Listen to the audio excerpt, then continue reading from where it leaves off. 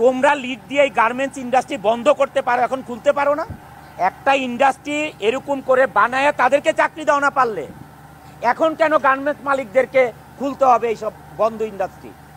লক্ষ লক্ষ লোক শ্রমিক বেকার হয়ে গেছে। বেতন একদিন বা 2 দিন দেরি হতে পারে, ফ্লোরে নোটিশ লাগানো আছে। তারপরে আমরা বাণিজ্য মন্ত্রণালয়, স্বরাষ্ট্র মন্ত্রণালয়, বিজিএমইএ, এখানে যে army camp, police camp, army cantonment, Savar থানা, বিজিএমইএ সমস্ত জায়গায় চিঠি দিয়ে দিয়েছি মার্চের 6 তারিখে। কিন্তু তারপরেও তারা 10 তারিখে এই ধরনের ঘটনা করে 3টা সাড়ে 3টা পর্যন্ত কোম্পানিতে কোনো কাউকে কাজ করতে না দিয়ে প্রত্যেকটা জায়গা বন্ধ করে দিয়ে তারপরে 3:30টার দিকে ফ্যাক্টরি থেকে তারা চলে যায়। 10 তারিখেই আমরা বাংলাদেশ ব্যাংকে, মানে ডাচ বাংলা ব্যাংকে, বাংলাদেশ মার্কেন্টাইল ব্যাংক থেকে বাংলাদেশ ব্যাংকের সার্ভারে আগে টাকা পাঠাতে হয়, তারপরে রকেটের মাধ্যমে তাদের পেমেন্ট আসে।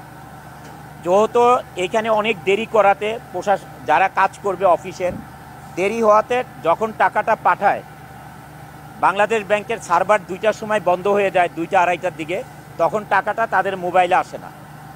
এবং পরের দিন সকাল 11 তারিখে সমস্ত শ্রমিকদের বেতন কিন্তু 11 তারিখে সকালবেলায় 11:30টায় তাদের বেতন চলে আসে। 2-1টা ডিপার্টমেন্ট অথবা সেকশন ব্যতীত সবার বেতন চলে আসে। ঠিক দুপুরবেলা লাঠি চোটা নিয়ে বেতন পাওয়া সত্ত্বেও যেইখানে খুশি সেইখানে মারামারি ভাঙচুর করে সবাই নিচে নেমে আসে। তখন এই ব্যাপারটা আমরা আর তাদেরকে বোঝানোর মতন কোনো পরিবেশ নাই। আমাদের এই যে জিএম সাহেবরা যা দেখেন, যারা কর্মকর্তা দেখেন, তাদেরকে লাঠি চোটা নিয়ে দৌড়ানো শুরু করে, মানে পুরো ফ্যাক্টরিতে মারার জন্য। মানে এটার কোনো কারণ খুঁজে পেলাম না। 1 নাম্বার হচ্ছে 10 তারিখে তাদের কারণে বেতন দেরি হয়ে গেল। 11 তারিখ সকাল 11:30টার সময় তাদেরকে বেতন দেওয়া হয়েছে, সকাল 11:30টার সময় তাদের বেতন চলে আসছে। তাহলে এই ঘটনাটা ঘটানোর আমি কোনো কারণ খুঁজে পাই নাই।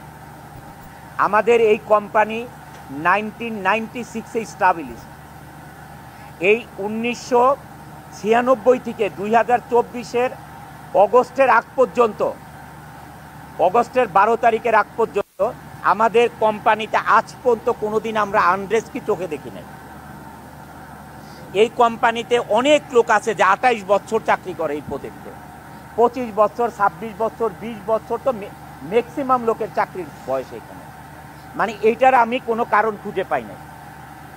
পরে আমরা সিদ্ধান্ত নেই যেটার অবশ্যই পিছনে কোনো কারণ লুকিয়ে আছে, এই কারণটাকে অনুসন্ধান করতে আমি আমার ম্যানেজমেন্টকে বলি। আমার ম্যানেজমেন্ট থেকে আমাকে সন্ধ্যার সময় বলা হয় যে স্যার এটার কারণ আমরা খুঁজে পেয়েছি। এখানে যে শ্রমিক ফেডারেশন আছে,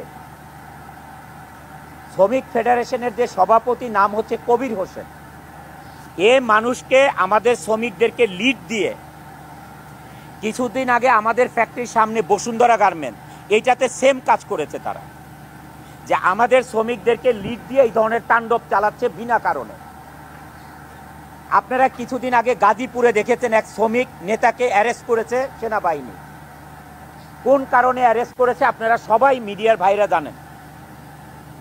এই ধরনের মানুষের কাছ থেকে অর্থের লেনদেনের কারণে তারা এই ধরনের গার্মেন্টস ইন্ডাস্ট্রিতে এই ধরনের অরাজকতা চালাচ্ছে। এরা কি বুঝতেছে? সাধারণ শ্রমিকরা কি বুঝতেছে? এটা তাদেরকে ফ্রন্টে রেখে তারা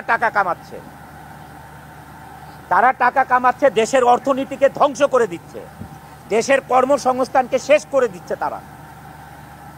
মুষ্টিম্য কিছু লোক এই অর্থলোভী থাকাতে এই দেশের ইন্ডাস্ট্রিগুলো ডে বাই ডে বন্ধ হয়ে যাচ্ছে।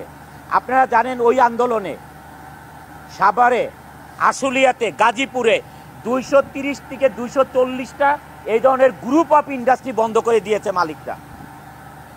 লক্ষ লক্ষ লোক শ্রমিক বেকার হয়ে গেছে।